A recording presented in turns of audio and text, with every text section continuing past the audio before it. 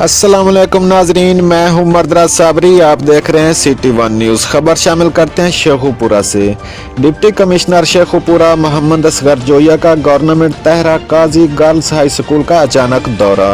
मुख्तलिफ क्लासरूम्स का मुआयना, कोरोना वायरस के खिलाफ SOPs पर अमल दरामद का जायजा लिया।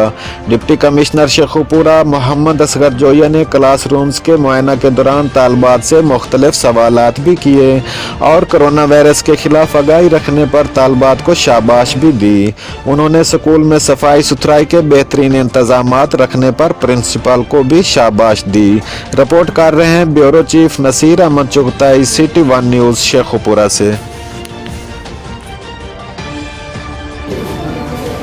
डिस्टेंस करके बात करना है, साथ पहनना और सैनिटाइजर यूज़ करना है, मास्क यूज़ करना है और इसके अलावा